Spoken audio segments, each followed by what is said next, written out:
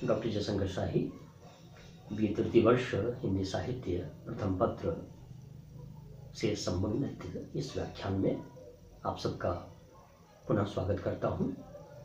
सुमित्रा नंदन पंत रचित कविता मौन निमंत्रण पर निरंतर संवाद चल रहा है और इसी श्रृंखला में आज हम शेष रहे अवतरणों पर प्रकाश डालेंगे। अब तक हमने देखा कि किस प्रकार से यह कविता छायावाद की कविता है, साथ साथ यह कविता रहस्यवाद के तत्वों से ओतप्रोत कविता है। कवि को आभास होता है कि प्रकृति के विभिन्न उपादानों से मौन निमंत्रण कवि को दिया जा रहा है। जो शेष रहे अवतरण हैं उनका हम वाचन करते हैं और फिर इस पर विश्लेषण हम प्रस्तुत करेंगे। बिछा कार्यों का गुरुतर भार, दिवस को दे सुवर्ण अवसान, शून्य सैया में श्रमित अपार, जुड़ाता जब मैं अकुल प्राण, न जाने मुझे स्वप्न में कौन, फिराता छाया जग में मौन।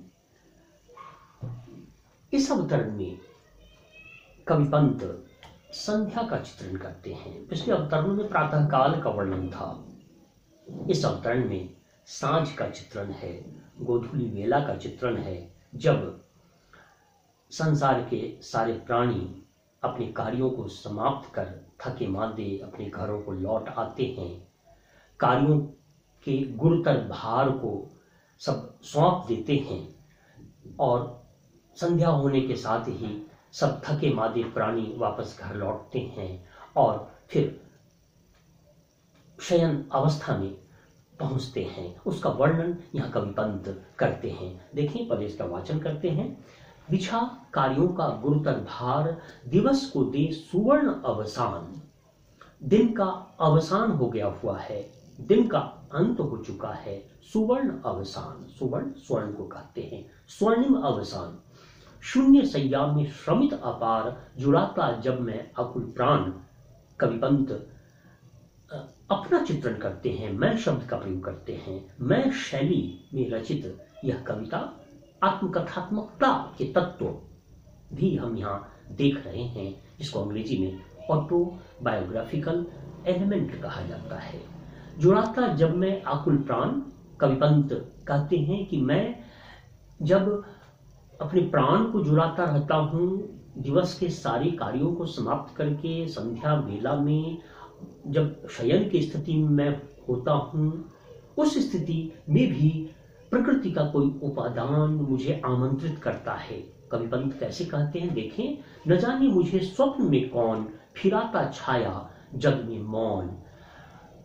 रात्रि में, संध्या के पश्चात जब रात्रि आती है और कवि जब सो जाते हैं और उस शयनावस्था में जब कवि स्वप्न देखते हैं, तो उस स्वप्न में भी एक अद्भुत, अप्रतिम, अनुपम छाया कवि पंत देखते हैं। और कवि पंत को कौतूहल है, कवि पंत को जिज्ञासा है, कवि पंत को आश्चर्य है कि न जाने मुझे स्वप्न में कौन, उस ड्रीम में, उस सपने में, उस स्वप्न में वह कौन सत्ता है जो मुझे मौन होकर संकेतित करती है, आभासित करती है, निमंत्रित करती है।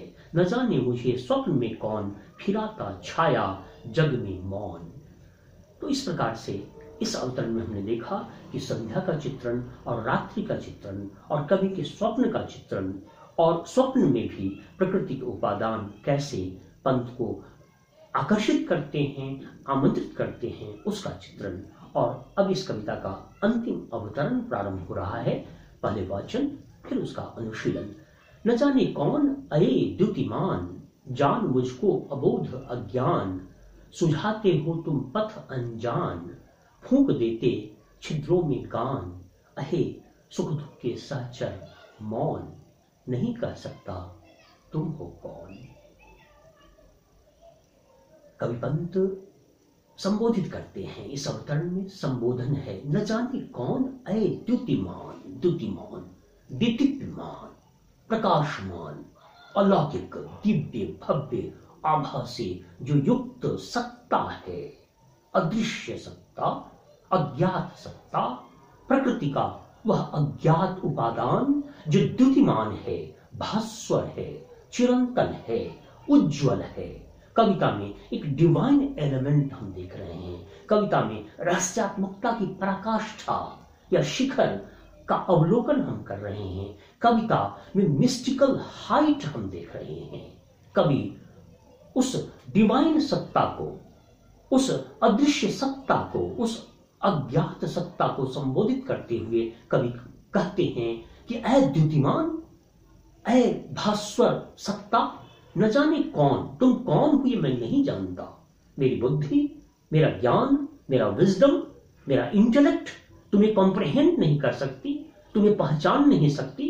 तो न जाने कौन, ऐ द्युतिमान, ऐ द्युतिमान सत्ता, तुम कौन हो, तुम्हारी पहचान क्या है, तुम्हारी आइडेंटिटी क्या है, यह हम मनुष्य नहीं समझ पाते। तो न जाने कौन, ऐ द्युतिमान, जान मुझको अबोध अज्ञान।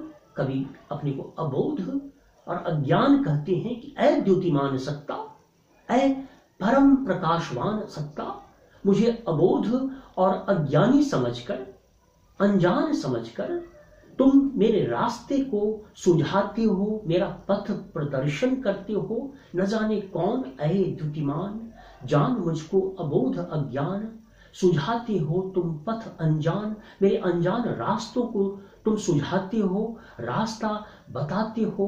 जब अंग्रेजी के किसी कवि ने लिखा लीड काइंडली लाइट, वहां भी इसी भावना का प्रकटीकरण किया था अंग्रेजी कवि ने। यहाँ कविपंत भी उसी स्वर में स्वर मिलाते हुए कहते हैं, सुझाते हो तुम पथ अनजान। कवि के पथ का निदर्शन करते हुए, पथ का प्रदर्शन करते हुए, पथ को आलोकित करते हुए उस द्युतिमान सत्ता को यहाँ कविपंत ने चित्रित किया है। न जाने कौन, ऐ द्युतिमान, जान मुझको अबोध अज्ञान, सुझाते हो तुम पथ अनजान, फूंक देते छिद्रों में गान, और मुझे रोम, मेरे रोम रोम में तुम झंकते झंकार फूंक देते हो।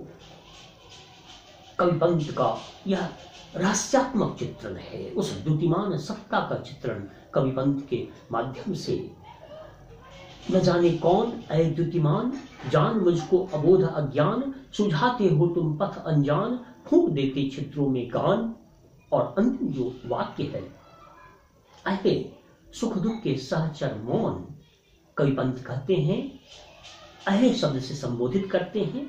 कविता में संबोधन शैली है, अहे सुख दुख के सहचर मौन, ऐ मौन सहचर, वह जो द्युतिमान सत्ता है, कवि के सहचर हैं, जो मौन हैं, मूक हैं, और सुख के भी सहचर हैं, दुख के भी सहचर हैं, सुख के भी साथी हैं, दुख के भी साथी हैं। तो कविपंत कहते हैं कि सुख और दुख दोनों के ऐ मौन साथी, नहीं कह सकता तुम हो कौन, मैं नहीं कह सकता कि तुम कौन हो, तुम्हारी क्या पहचान है, तुम्हारा क्या परिचय है, तुम्हारी क्या आइडेंटिटी है।